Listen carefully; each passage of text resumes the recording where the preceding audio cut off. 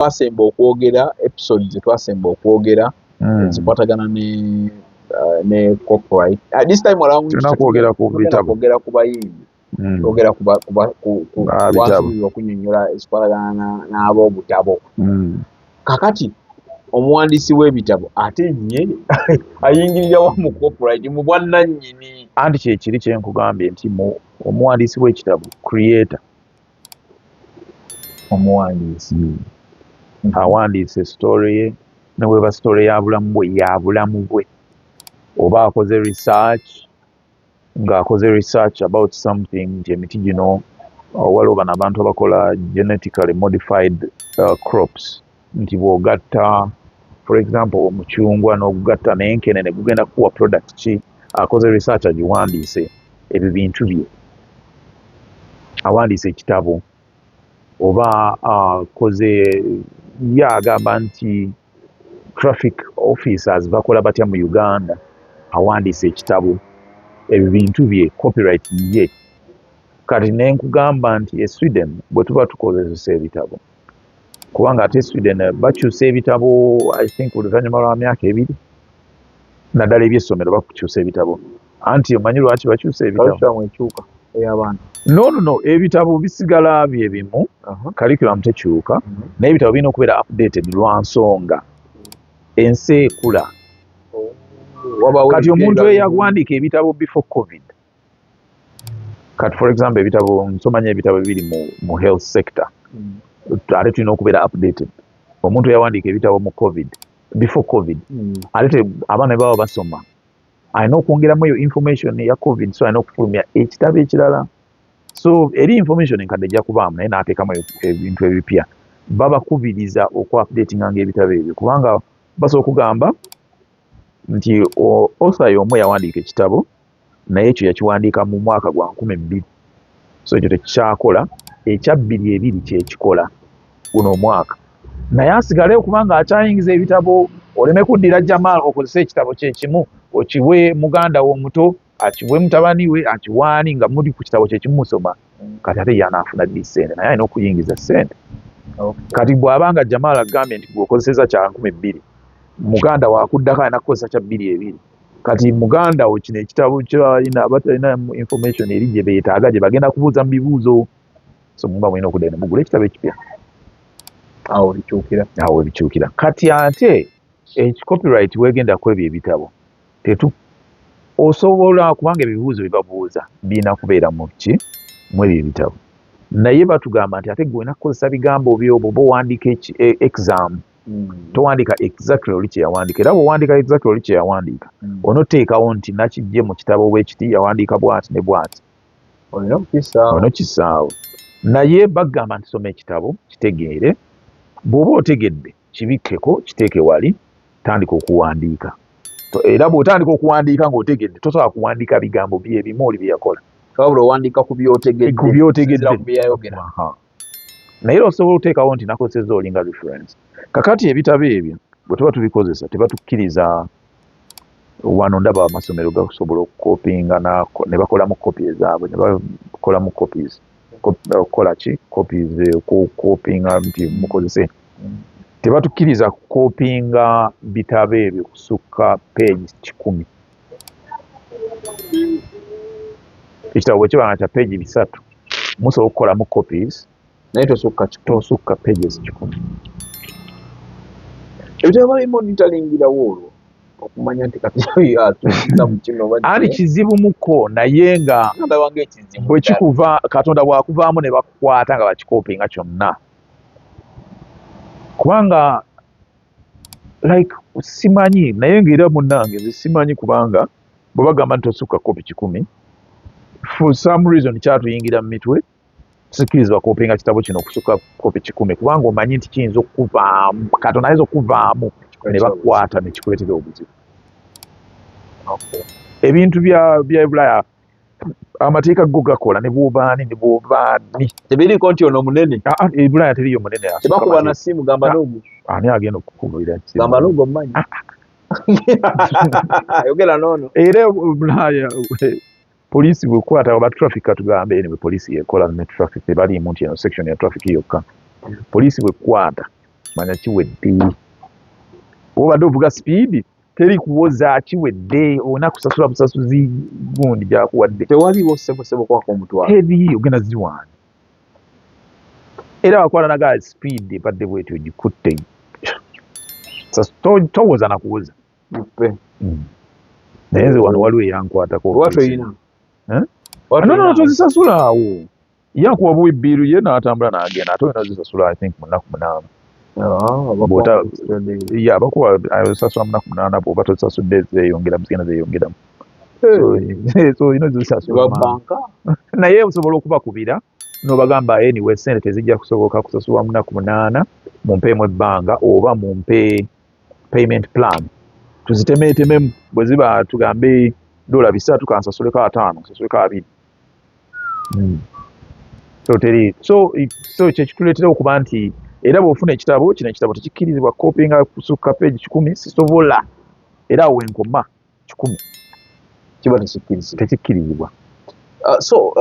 Nero nga tumaliriza akantu k'ebitabo wano kati copyright ngikubaani ku kitabo owandiisa ekitabo ekyo ani gw'ogikuba era weeyambirawo yabaffe bw'obanga ogikubye osinziira ku ki. Anti kati kyekyo kyenkugamba ekibeera mu copyright law ebyo byonna balina obiteekamu n'ebitabo bikulu nnyo. Ebitabo biringa nnyimba. Ebitabo can entertain someone. Kyova olaba nga firimu ezimu bazijja mu bitabo ne bakola firimu. So omuntu ayinza okuwandiika ekitabo kati neŋŋamba nti mpandiise autobiography yange nakula ntya nagenda mu masomero ki challenges ze natandika nga ntandika okuyimba ze nalaba mistakes ze nakola nga ntandika okuyimba biki kati omuntu nalaba nga kiri so interesting naga ngenda kukolamu firimu. Kati omuntu oyo agenda okukola firimu mu kitabo ekyo tasobola kuva eri n'agamba kino ekitabo kyanyuma kangikole. Alina okujja n'agamba badde njagala nkole bwenti ne bwenti ne bwenti ngenda kukyusaamu kino ngenda kukyusaamu kiri. Asobola okukola firimu nga tancontactinze but they have to tell the public kyabesingibwa ku kitabo kino bwe kiti ne bwe kiti. So kakati era awo sente zibaawo munange wenfuniramu. Era awo osobola okufuniramu. Nsobola okufunamu. Naye ate waliwo ebintu ebimu bye bakola nga waliwo abantu nga public figures. Kati omuntu kati ng'obulamu bwe tuzze tubulaba butambula. Bw'oba nga tebawandiika kitabo tusobola okukola firimu. Kati osobola okukola firimu ku bulamu bwa Ssaabasajja Kabaka nga tomucontactinze. Basing on what you see, biki by'osomye tebisobola kubeera like tosobola kufuna exactly. Waliwo omuzannyo gwe nalaba abazannyi baali bani abaguzanya nga guli ku bulamu buno bwa bulijjo ku byabufuzi biriwo ne baguzannya ne bafuna ssente. Kati ate abo obuva gwabwe be bakoze research ekitenga be bakoze research.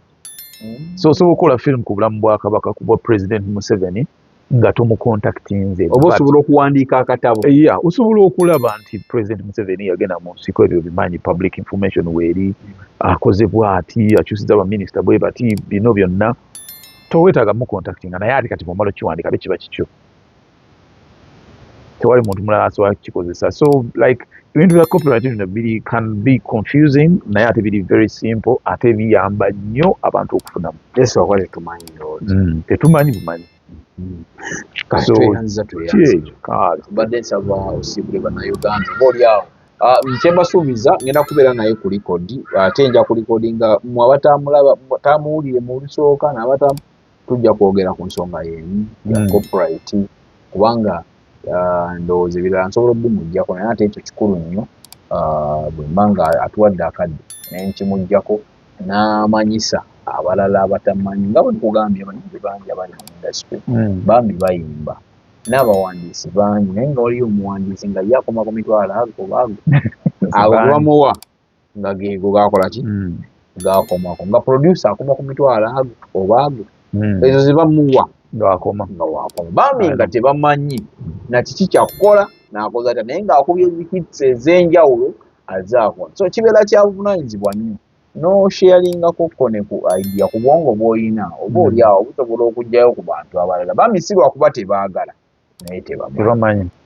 So, Anyway, nze mumanyi bampita Neil Music. Ndi under Little Man, era bw'ogenda ku YouTube otekamu Little Man Tate. pozi ogambye olina oluyimba kyolupya? No, music yena omupya tugenda mu releasing. Yaya nga 2 May tugenda ku releasing oluyimba baluyita Love Die. Luyimba lulungi nnyo lwa luzungu. Nasazeewo nnyo okugenda mu luzungu kubanga ndabye nti abantu abayimba oluzungu bagenda nnyo international.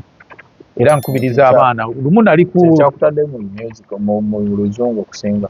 Kubanga engeri gye siri best wano si kyangu nnyo okukompitinga n'abaana abali wano. Ate music wammwe ennaku zino yakyuse, waliwo ennyimba ze mwagala ate nga tezinkolera. Olina kyebadde ogambye tewakyogereko ekya Lily Puzzle. Lily Puzzle yagenda n'ayogera n'agamba nti babiwulira bwe yakolanga ennyimba ennungi nga bamutawaanya music tebamukuba biki, naye ate bwe yakola luyimba olwo ate music oluyimba olwo ne balwagala nga kuduplayinga. Kati kyekyononya yagamba nti ye emyaka 7 gy'ayimbidde abadde tafunangako oluyimba ng'olwo, tafunangako audience emwagala ng'oyo. Kwegamba awo alinyidde ennyonyi wakoze atya kuwala oluyimba. Unfortunately oluyimba siruwulirangako. No, siruwulirangako. Naye namulaba ng'ayogera ekyo ekintu kubanga kyatrendinga nnyo ku TikTok. So naye oluyimba kubanga bwe yayogera ekyo nagamba oluyimba Lily Puzzle bwe yayogera ekyo ekintu yali mutuufu. Alina ekintu kyeyayogera ekirala. No, yali mutuufu. Sebatta. Waliwo omukolo gwa gavumenti ogukolebwa nga gwa kusomesa balimi, nga gwa balimi nga basomesa biki ne gukolebwa mu bayimbi be bayita mubaamu Gravity omutujju, embuzi zaakutudde. Kyokka oli yayimba enkumbi terimba. Gavumenti temukonsideringa kumutwala. So Lily Puzzle kye yali ategeeza naye nga kituufu bw'okiraba nti bannayuganda oba ensi yaffe ebintu eby'amakulu tebabiwa nnyo makulu. Era nyina bengamba ku YouTube ne TikTok weegendereze nnyo. Nze neetwala nzekka omanye no kampani yange copyright. Nze space gye ndiko yange, oba ondabye ndaba oba tondaba kubanga eby'amakulu tebabyagala internet. That is it.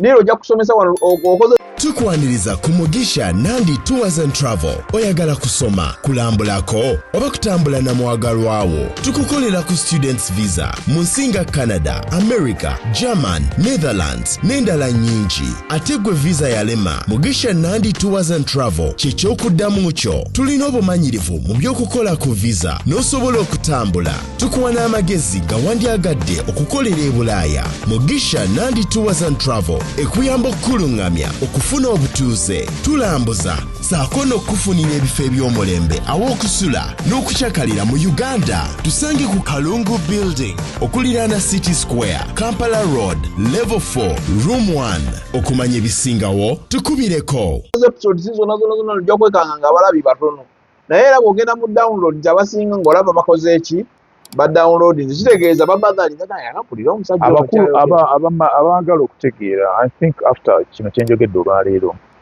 bantu bangi abasobola okubeera interested in this, naddala bano abaana babadde tebamanyi nti balina okufuna ssente. Nja kuba n'ekisa nsharinge n'abayimbi most of them because abasinga bu episodes bonna nti abayimbi bw'anaaba akafunye asobola okulabako nti copyright ntiagawa ikampulirize kimukwata. Anyway, kye mbadde mbagamba ngenda kufulumya, omanyi mugenda ekisinga okunnuma, sorry ate tubadde tulina okumaliriza, naye ekisinga okunnuma be bantu ba media, naddala aba media ku TV ne zi radio okuvaayo ne mugamba mbu music wa Uganda yonoonese, bannayuganda tebasobola kuyimba music mulungi, simanyi bakopa aba Nigeria, bakopa aba South Africa.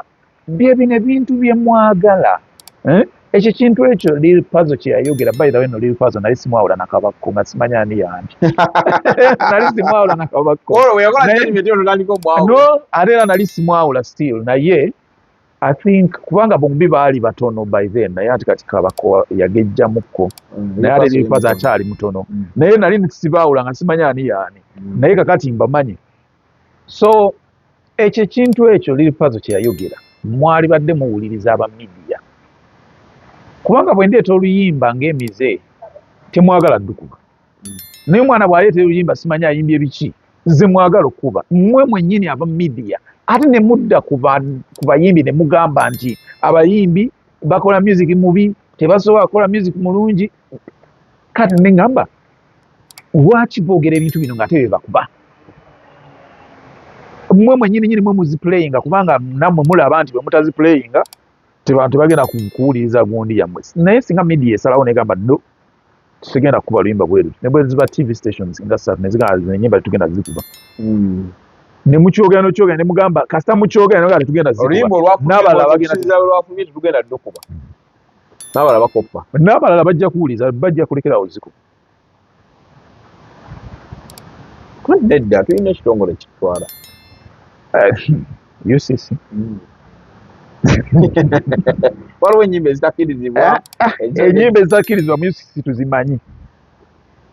tuzimanyi kati ate togamba balina okuba nga balina ze bagaana naffe tugaane ate UCC ennyimba zeegaana kasita zibanga za politiko ezo zo zeegaana sanga UCC ng'egambye oluyimba musimanyi siwemula ezigaana eziriwa waliwo oluyimba kati luli mu Uganda zino ezitrending ennaku zino kati eziwemula zonna ziwemula embooko embozi nalwo baalugaana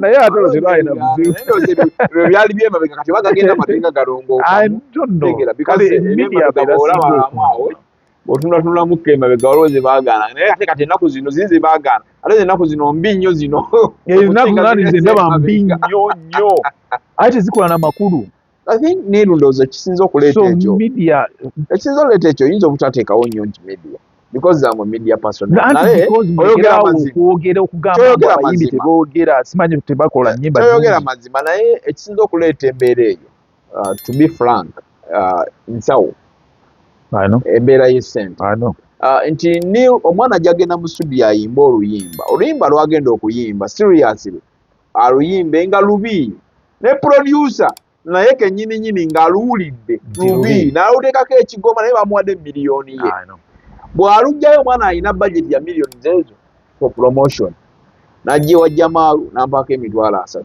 n'agenda eri nawe emitwalo 2 n'agenda eri namu emitwalo 3 n'agenda namu emitwalo 3 kati at the end of the day ogenda olaba nga abaana ba media bw'aba nga siri nnyonnyo gamba naye olwo sijja ddukuba sente zo sigenda zirya otegedde batono ku 100 balimu abantu 3 ku 5 naye kiki mbeera ya nsimbi n'ey'obulamu nga obutambulo bwa bulijjo kiniro gyaleeta oluyimba wallayi nga lubi naye ng'oleeteddeko essente era omwana ajja dduyimba so singa wabaawo chain eno eva ku UCC chain eyo nga nti oluyimba luno omuyimbi alufulumiza naye terukubwa nga eri waliyo abatuufu kuba nayo tulinayo abafu seriously lwakuba tebagala nze kyeŋŋamba Jamal oluyimba lukube naye ate muleme kudda ku media ate mugambe nti ate abayimbi bakuba ennyimba embi because you know okimanyi lwaki okuba ennyimba ezo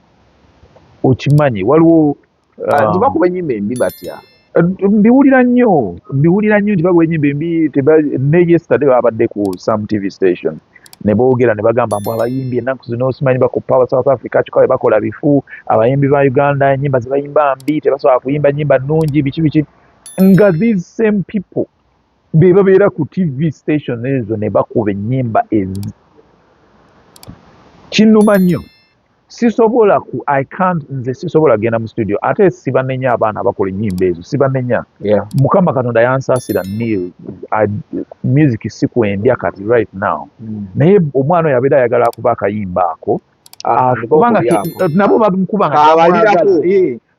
nga tebamwagala naye ng'amanyi nti kwagenda okukola ki kabalirako kubanga kyekiriwo TikTok kyeyagala media kyeyagala amabaala gezikuba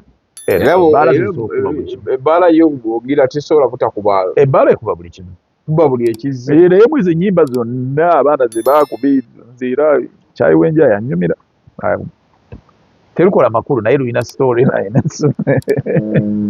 so bwe yalukuba bwe naluwuliriza nagamba maybe I should try this. So like naye abantu balutwala ng'oluyimba lutalina makulu, but I love it. Naye waliwo ennyimba linamu ka message lulinamu message like bw'onywa cyayo yengeri gyayinza okutabulamu njagala ndabiko kigenda okubeera ku lumbe ng'abantu bakoze ekintu ekyo ate abajja kikola abaana Kampala bano bazibu. So kyekireeta obuzibu ekyo kyokka. Saagala media badde mu criticizing abayimbi ate nga bebava kuba batono bwe tunaava wano ku gundi ngenda kubuulira omuyimbi omu gwe batintiza waggulu naye ng'akuba music mufu, akuba music mufu nnyo naye bamupromotinga biki. I know because waliwo gwe mmanyi era ow'amaanyi akwata obukadde nga 3. It's a business. N'abo investinga mu media okwetoloola. Kati mmwe abasinga mukanda wulira bayi ekiyimba kibi ekimwe ati basibako witnesses nga hit. I know. So that is strategy naye yo gy'ayina of which ye yagamba naye taagala mpuliriza ate business. Lumu nalabako nsobola okwogera ku YouTube omulala ku page. Yeah, it's okay. Naye nalabako Kasuku ng'ayogera n'agamba nti Ntale yalina oluyimba last year lwe bayita Essanyu Ddagala. It's a very beautiful song. Oluyimba lulungi nnyo. N'agamba mbu naye oba yayogera statement yali etya Mukama ansaasire nneme kwogera kintu kikyamu, oba yagamba teyalupromotinga, oba yagamba teyaluteekamu maanyi. Kakati oba alaika yagamba teyalupromotinga ne ŋŋamba omanyi ebintu ebityo nze binzijjako waya ne binyiiza. Ne ŋŋamba nti bw'abanga Kasuku yalaba nti oluyimba lwali lulungi yaluplayinga ku station gye yali akola, oba yali alinda Ntale ajje amugaye mukulu Kasuku emitwalo 7 ziizino okuba oluyimba lwange. Naawe kennyini wa media bw'oba olaba ng'oluyimba lulungi omuyimbi nawe batakuwadde ssente luzannya. Waliwo omwana yaplayinga music wange nga simuwadde ssente, yamusanga ku YouTube n'amuplayinga song booster ekulaga nga ndaba aplayinga nnyo music wange. Nali forced okunoonya omwana oyo ne muwayo kye muwadde ne muga weebale kukola ki playing my music. So ebiseera weewala abafere leka nkwanjuli Ham Connect UG ye kampani egenda okufunira omulimu ebweru w'eggwanga. Tulina emirimu egy'abawala n'abalenzi mu mawanga nga Iraq, Saudi Arabia, Iran, Bahrain, Qatar n'amawanga amalala mangi. Wano ku Ham Connect UG tutunda n'okugula emmotoka ssaako ne airport taxi. Gwe omwana ow'obuwala olina passport oba tolina, jangu ku ofiisi zaffe. Ham Connect UG emirimu gy'abalenzi nagyo tugirina nga ba security guards, ba cleaner, ba housekeeper. Gwe ayagala okumanya ebisingawo tusange ku FB Tower Building ewa Bakule room number C03 oba tukubire ku namba z'essimu zino noti 75938386 ne noti 7551559193. Ffe aba Ham Connect UG tutuukiriza ekirooto kyo. singa nze seetaaga kujjawo bw'oba olaba ng'oluyimba lwenkoze lulungi play it. Nze abayimbi abasinga ajja kujja akusiime, abatono ajja kujja akusiime. Muli batono. Naye bw'oba olaba ng'oluyimba Ssanyu Ddagala luyimba lulungi kubanga luyimba lulungi nnyo ate alina ayimba bulungi. Kati ate gwe Kasuku noddako eryo n'ogamba yalukola oluyimba lulungi naye teyalupushinga. What did you do? Tetusobola bannaye kutuukirira buli omu. Naye bw'okuba oluyimba lwange nga oluyimba luno lukubibwa mu ssaawa bweti, ani alukuba? Kuba nali forced okunoonya omuntu yali akuba oluyimba olwo. Ne musiimayo ke musiimye akatini tekaali kangi era kyamusanyusa nnyo. Gamanyi omuyimbi asiimye. So that means nti bwe nfuna ssente zisingako wano ate abo abantu bwe batyo bansinga okwagala kubanga kati gwe bw'okuba oluyimba lwange nga nakuwadde ssente kuba mba manyi awo tuli mu business tukola, naye oli alugyeyo because alwagadde n'aluplayinga lumusanyusa, oyo ate mba nanamuwa ssente nnyingi kubanga ye alukubye lwakuba alwagala and he sees the song is good. Jamal nina music mungi nnyo omulungi. Byonna byogambye muno abantu abamu simanyi tebagaana kuba music. Waliwo yagaana okuba music ate ku record yagaana oluyimba naga sijja dukuba kubanga si lulungi siwagala. era teralukuba luno oluyimba omutima its to us it's a beautiful song naye waliwo ku record yagamba sijja ddukuba tulute yagamba sijja ddukuba tululeke era n'agaana and I respect him kubanga teyalwagala teyalukuba temulimu olinga luyimba lulungi n'atalukuba kubanga ye talwagala kino nakyo kibeerawo mu media nti oyinza n'oluteekako akazito naye mu media waliwo nekino ekintu nga presenter ng'alina amatuuge n'agamba nebyo yakubye emize ate omukubidde tokoze eki n'akuba emize n'oleta olulala nga atawulira terusounding however nti gweolaba kyekyo naye nga teyawulira nga si lwewo ate olwo oluyimba lw'omutima abantu abasinga bagamba lulungi because it's a wedding song naye yagamba nze terunkoledde sijja ddukuba era teyalukuba and it's okay kubanga tosobola ku pleasinga buli omu waliwo ababyagala waliwo atabyagala and I respect kubanga yagamba sijja ddukuba kubanga sirwagala ewalala balukuba and I respect this man era nagamba ate he challenged me neŋŋamba maybe there's something ekyali kibula mu luyimba luno oba waliwo ekitamukoledde so ebiseera ebisinga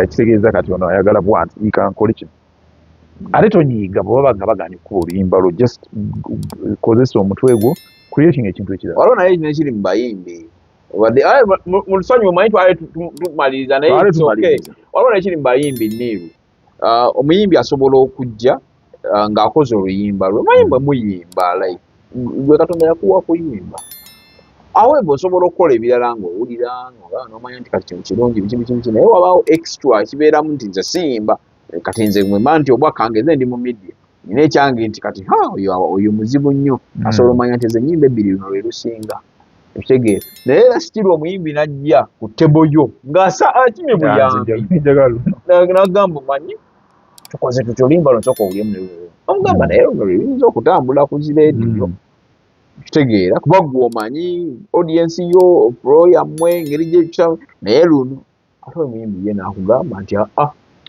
luno omuyimbi naye what is funny agendako n'awalala wa media personality omulala n'amugamba luno luli lwe namugambye naye n'agamba nze luno lwe nabagambye wadde mumugamba luno then olaba ndowooza ekiseera ekisinga kibeerawo so most cases nti kyentera okugamba abayimbi gwekola ennyimba zo bwe ziba 2 oba 3 bwe mba nzigyeko oluyimba lumu notolusuula kubanga osobola okuleeta wano for example Mandevu naye n'ajjako olulwe Mzee Chris Luge naye n'ajjako olulwe nga lwero nga tutonze oluyimba lumu nga lulungi luno si lubi ate awo boyina kuwuliriza lulungi abantu basukka mu 3 oba basukka 2 leka tukube luno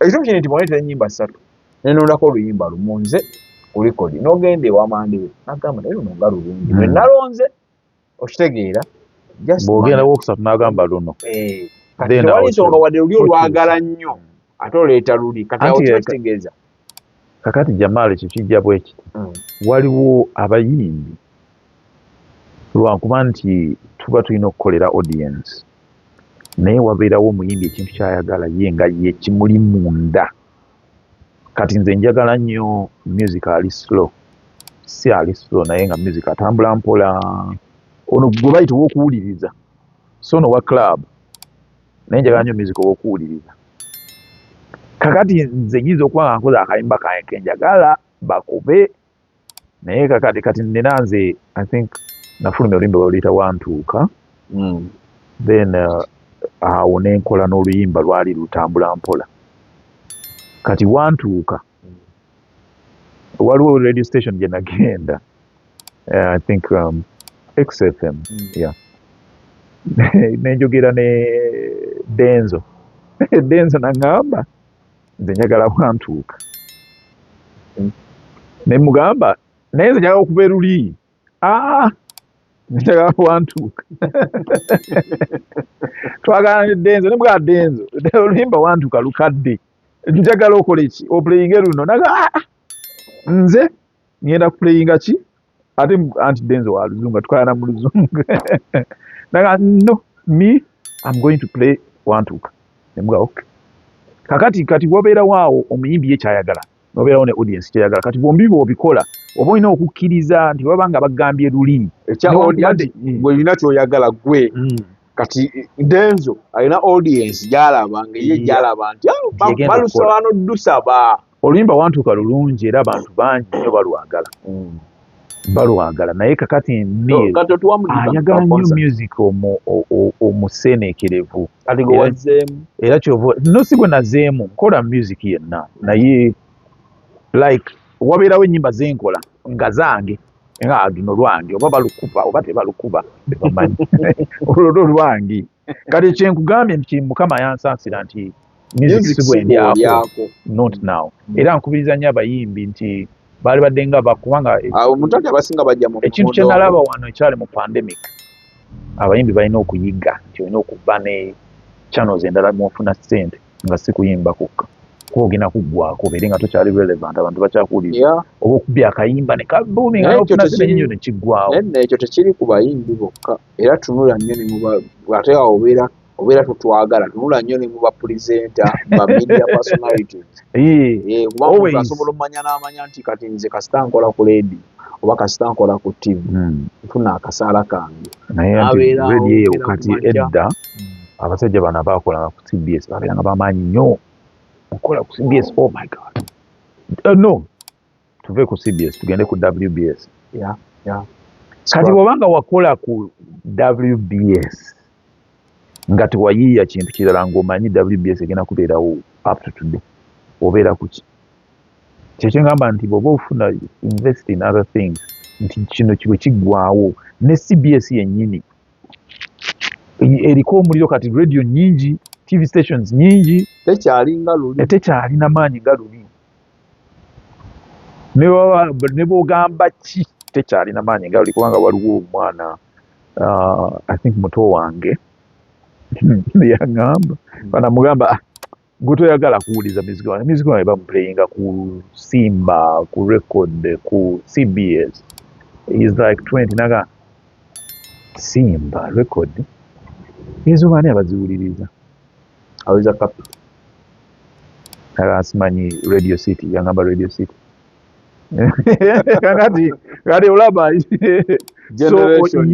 generation n'ekitambula kati oba olina okukola ki omuyimbi wenna oba media personnel in some 20 years oyinza okuba nga tulina radio endala ennyo nga za online waki naye nga tezikuba nnyo nga twogerako njogere kinakolako kulikodi so oba olina okuyiiya naddala abayimbi kubanga bo be bantu bensobola okudeletinga nabo okufuna kubanga abayimbi sometimes babasasula sente nyingi naye ate omuyimbi oba n'alwala n'agamba mu tewali ssente nogamba esente obadde ozikozesa ki kubanga abaddugavu ebiseera ebisinga tulina ino saving culture obadde oyagala bw'okikuba noyita bakyaliibo mwenna mujje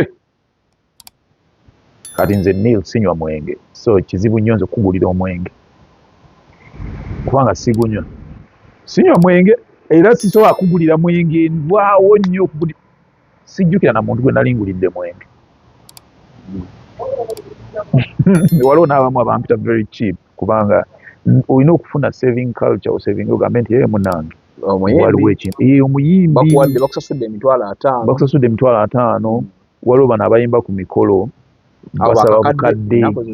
basaba bukadde 2-4 naye olwala otya omuyimbi n'ogamba mbu tolina ssente ng'abantu babadde bakuwa ng'ate abantu babadde bakulaba ku mikolo yimba ki million 4 million 2.5 nebakusonda kiswaza nnyo emikolo tutewala bano abayimba kati bano abayimbayimba ennyimba kirabu mukyalo bangi balwala naye nga tewali ssente kati club oba ekuwadde emitwalo 2 kyekya copyright nti nakyo tebakiconsidering ekintu ekyo kyandibadde kiyambangako ng'omuyimbi alinayo wakiri account ekyo nakyo kakati ekyo nakyo weekiri so copyright nkulu nnyo abayimbi omuyimbi asobola okuba nga alinako kasente abarayita mupushire copyright ne bwera ng'oli buli ku kitanda okumala emyezi 3 at least sente ziri zijja kujja zisasule bills banange kiswaza nnyo okuba nti omuntu obadde mu public waliyo pastor eyo Nenga toyina ssente. pastor ali Nairobi. weewala abafere leka nkwanjuli Ham Connect UG ye kampani egenda okufunira omulimu ebweru w'eggwanga. Tulina emirimu egy'abawala n'abalenzi mu mawanga nga Iraq, Saudi Arabia, Iran, Bahrain, Qatar n'amawanga amalala mangi. Wano ku Ham Connect UG tutunda n'okugula emmotoka ssaako ne airport taxi. Gwe omwana ow'obuwala olina passport oba tolina, jangu ku ofiisi zaffe. Ham Connect UG emirimu gy'abalenzi nagyo tugirina nga ba security guards, ba cleaner, ba housekeeper. Gwe ayagala okumanya ebisingawo tusange ku FB Tower Building ewa Bakuli room number C03 oba tukubire ku namba z'essimu zino noti 75578386 ne noti 7551559193. Ffe aba Ham Connect UG tutuukiriza ekirooto kyo. Pastor yantuusako ku Red Sun. Nenjogerako naye one. Pastor bamuyita Pastor Williams. Pastor oyo mukwano gwange yali mukwano gwa uncle wange omugenzi. Nga bamukwano nnyo, bamukwano ne doctor. Yes, netukwatagana nga kyali wange. Pastor musajja wa maanyi nnyo mu Nairobi. Naye yantuusa ku Red Sun. Twogera. Era nali mu media. Naye Red Sun si musajja wa bifaananyi.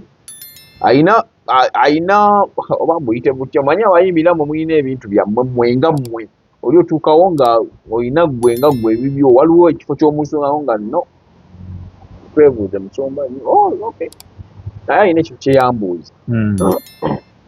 Naye omanyi okuba nti abayimbi b'e Kenya nabo bamanyi nti abayimbi b'e Uganda baavu.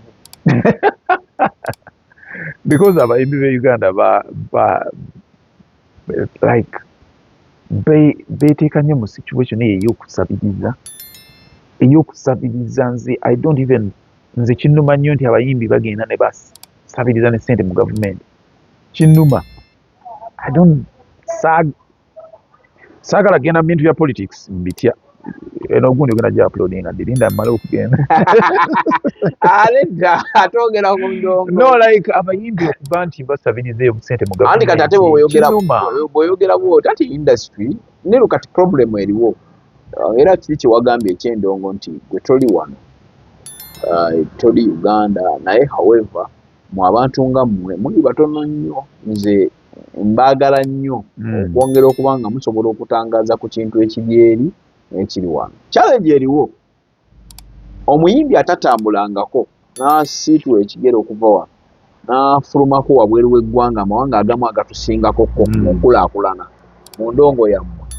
Omuyimbi oyo akyasanga obuzibu bw'amaanyi. Era ezimu ku nsonga lwaki nsobola okuziwa nti ekimu ku kireeta okuba nti bakyali baavu. However, olwaleero tulaba abayimbi abasitusa ab'amaanyi abalina ssente eza ddala ba Spice.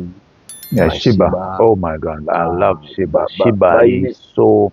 I know, like Shiba no banange n'abantu bayinza okulowooza nti Shiba ali awo naye Shiba bw'oyogera naye alina obwongo bungi nnyo and she's very business minded. Down to earth. Yeah, ali down to earth ate alina obwongo buli business minded. Ndowooza waliwo abamu abagereza wali kugereza bwe yava ewa Jeff yawedde oyagudde era bannaye tosobola kukola ki tugenda omwezi ogwasooka tugenda ogwokubiri etugenda katandikaleeta ennyimbi bazikoze n'aleeta endala naye kati still wakola ki ng'akyakola waali era akola. Yes, management eyamba mu buli mbeera yonna yonna naye okukoza ku kino nti abayimbi ba wano basooke beezuule nga tebannaba kwezuula kiki ekindetedde okuba nga nsobola okumala. Nalaba omuyimbi omu recently yali Dr. Proper. Wamulabako?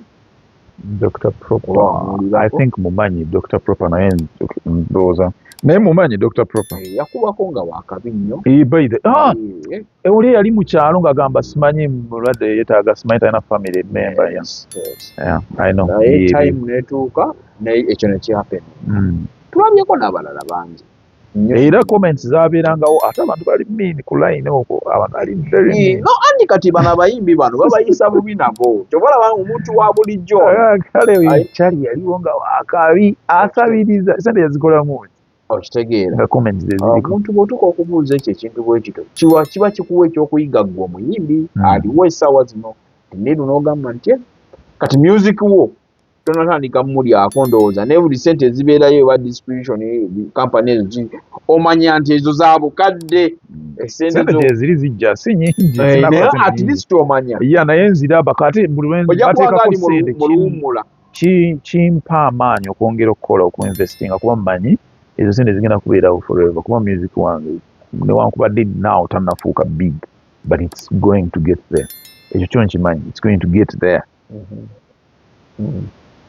nti kubanga kati for example Sweden waliwo Swedish radio egenda tandika okuplayinga oluyimba lwange luno lwengenda okufulumya nga abiri kubanga nali ndutadde mu competition but unfortunately nesikola ki nesiyitawo kuba baali baagala abantu 5 and we were like abantu 2,000 abakola ki aba applying so ne bagenda ne bali 5 naye ne bagamba nti ne baweereza mail ku bantu abamu ennyimba ze balaba nga nnungi nga tezagenze mu maaso ne bagamba nti oluyimba lwo luteeke mu system yaffe tugenda du considering or do playing a radio and I'm one of the people basindikira yo mail and that is what I wanted kye nali njagala wakikola okimanyi nti mu 2020 nyinza obutayitawo era nali mmanyi nti chances nnene nnyo kubanga n'abayimbi abanene Sweden ba applying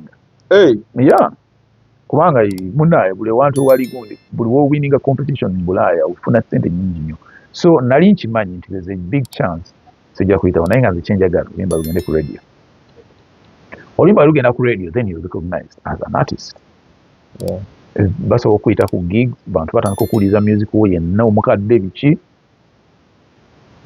kyekyo nali njagala so fine nomala nenkifuna tumalize niru kali akantu kali aka Red Sun ke yabuuza lwaki abayimbi bannayuganda baavu nnyo ngolooza kiva kuki I don't think abayimbi baavu naye waliwo wano ekizibu kati olaba nze mbeera very casual naye waliwo wano abayimbi ne bw'aba nga si munene nnyo ayagala yefuule munene biki nze awo sigendawo nze awo sikola biki anyway naye ate n'ekirala abayimbi b'e Uganda beeteeka nnyo mu kamera which is good kubanga bafuna like promotion of their kati ekiri kyenkugambye ekya Shiba okimanyi nti Shiba mu COVID yagaba emmere naye wali olabyeko ku video ya Shiba mu COVID nga agaba emmere waliwo ebintu omuntu byolina okukola naye ate n'otabiteeka muki mu public naye lwakuba nti wano abayimbi beeteeka nnyo mu public kati abantu ne balowooza nti balina ssente ate nga baavu kati nze bino byonna byenjogera mbiyigidde Sweden oba oli celebrity oba oli ki wenna obeera muntu wa bulijjo babeera bakumanyi nti muyimbi munene biki naye abantu bakusanga ne bakuyitako tunamulaba ku gundi ku show kubanga bakwagala wali mu kifaananyi kya buyimbi then they respect the fact that olina private life nze ekyo nakyewuunya nnyo okugamba nti Shiba yagaba emmere saagirabako video nange naye nga tuyakikola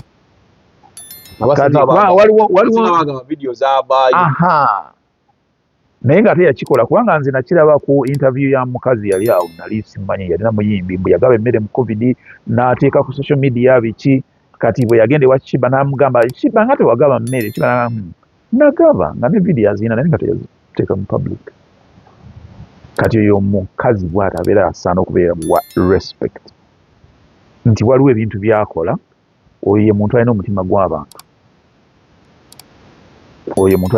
naye gwe buli kookoze mu charity ogenza owadde abaana 5 emmere obatadde ku media biki ebyo bitugasiza awa kati kyova olaba nti ebiseera ebisinga ekintu ekikutuukako ng'obadde olivinga bwoti abantu bagaawo yalina ssente waliwo omuyimbi gwe nalaba wano yagenda ku Sanyu Babies Home n'atwalayo muntu wali butini yeteeka ku TV yeteeka ku TV yateeka ku social media ate nakuzo tomanyi oba kibadde ku social media oba kibadde ku TV so n'agenda mu Sanyu Babies Home ne yatwalayo bagenda baziwamba abaana yatwalayo omuntu bwali butono nengamba yiyi kakati lwaki yeetadde ku TV nti agaba the mere fact nti osobola okugenda katugambe Musanyu Babies Home n'owaayo emmere ne bw'oba owaddeyo nnyingi ne bw'oba owaddeyo ntono bali b'owadde basobola okwogerera basobola okwogerera kati kyo kireeta obuzibu nti abayimbi b'e Uganda baavu ate beetekamu guno omwoyo nti baavu buli kaseera babeera bagenda mu gavumenti olaba nga music bamufudde political bagira gavumenti yetuwe ku ssente gavumenti etuwe kati gwokola ki omutwe gwo mulimu ki abantu abalala bo kati nga abasuubuzi bagambye nti ssente bagenda ziwa bakenzo kati bolowooza singa n'abasuubuzi badda wanaga abana mutwe ku ssente sinabanyiiza gavumenti egenda zijjawa yo already gw'olina at least kenzo bw'ogenda n'oyimba I'm sorry nti nkozesa kenzo naye gwe kenzo bw'ogenda n'oyimba ewantu ne bakuwa miliyoni 3 oba tokoze ssente kati kikutwala mu gavumenti kyekya ki ky'oyagala what is your talent helping you talent ye kuyamba ki nze kinnuma nnyo abayimbi okubeerawo nga bagenda mu gavumenti etuyamba etuwe ku ssente kyoba music afuuse political omuyimbi bw'aba nga tawagira gavumenti bw'aba nga awagira eno kati ebintu biri awo yo either owagira gavumenti oba owagira Kyagulanyi kati awo twatuukawo ddi we are entertainers fine tubeera ne opinion n'ogamba yiyi nze ekintu kyensinga obutayagala mu Uganda munoze enguudo mu kibuga gwe omuzadde eyeetaze essomero erigenda okubangulira omwana wo nga muyiiya mukozi ate ayite ne first grade katukwanjulire Shehan Standard Day and Boarding Primary School abagenda okuteeka ebyensoma by'omwana wo ku mutendera ogusingira ddala empisa eddiini ebyemizannyo n'obuyiiya bwonna tubikulembereza ddala ng'ate ebyokulya n'ebyensula bya mulembe ddala tulira n'entambula eri abayizi abaviire ewala gwe ate omuzadde eyandiyagadde omwana wo okuyita ne first grade totunula obulala wonna okwewandiisa kugendera ddala maaso okuva ku nassale paka ku kibiina ekyomusanvu day ne boarding ng'ate n'ebisale birungi ate bisobokera ddala jjukira nti requirements zonna omwana wo azisanga ku ssomero tusangibwa Lubaga mu Bulwa zone okuliraana 24/7 motel gwe ayagala okumanya ebisingawo tukubire ku nooti 773 359 ne nooti 757 nooti 626 Shehan Standard Primary School we invest in education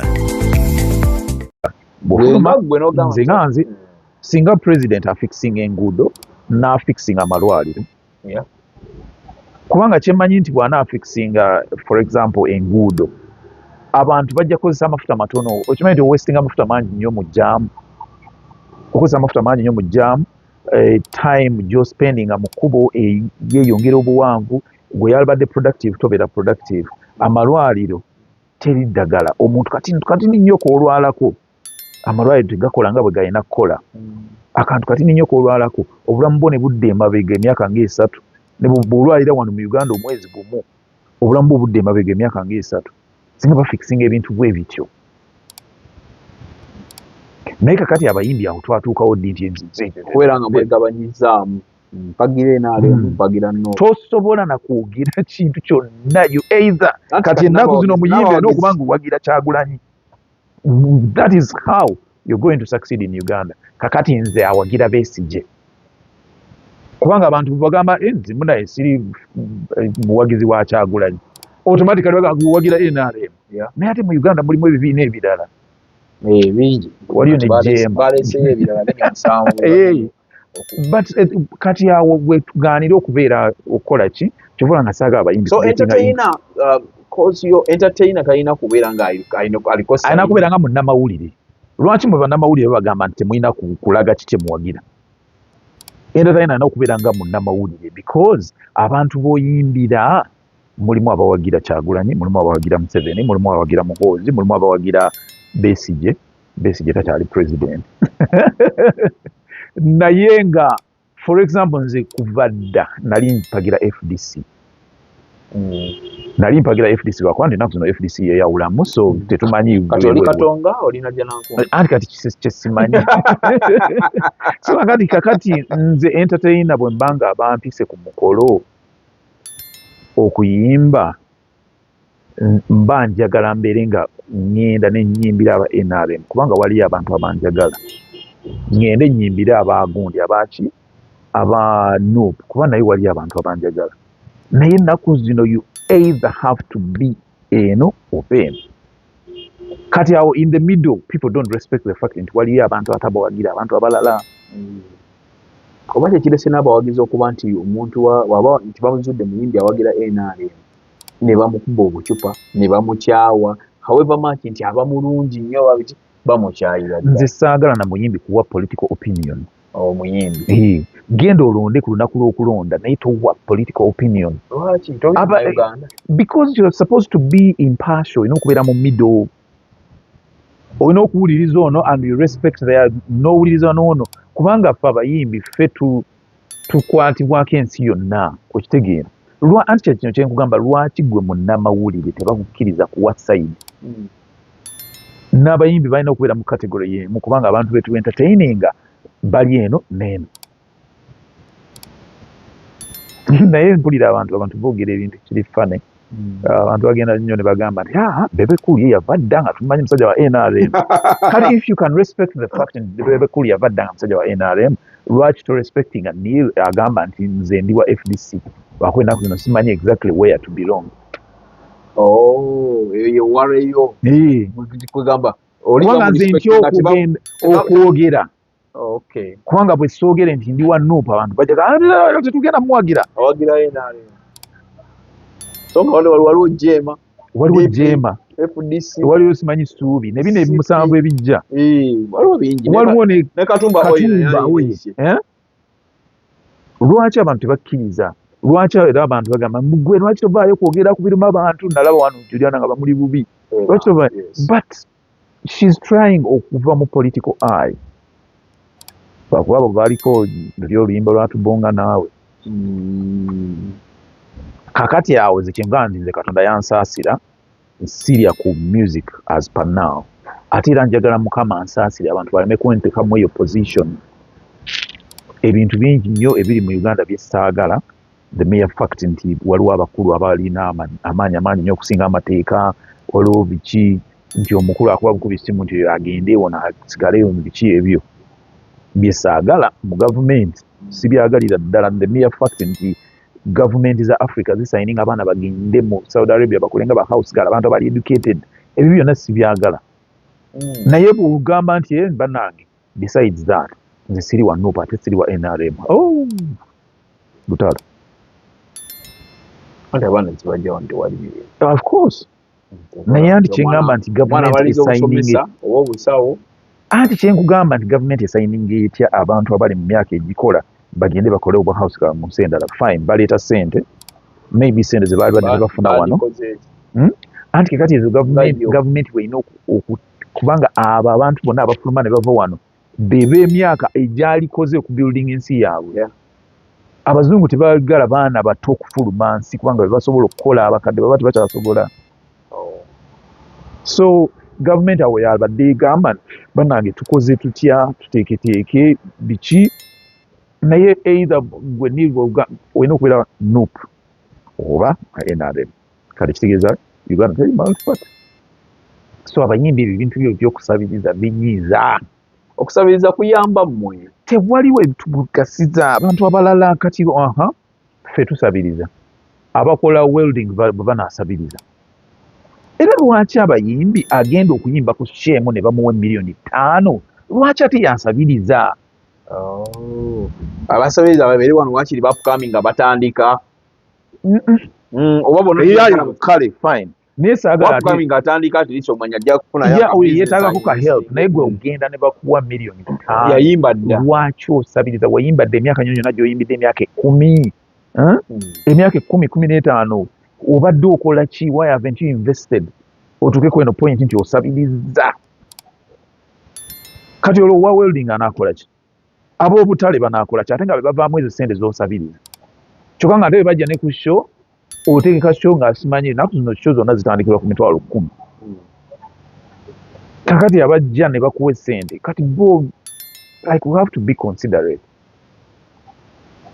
we have to be considerate. Saagala abayimbi kusabiriza era oyo omusajja yakugamba kituufu baavu si baavu just in mindset z'obwavu ze zibalimu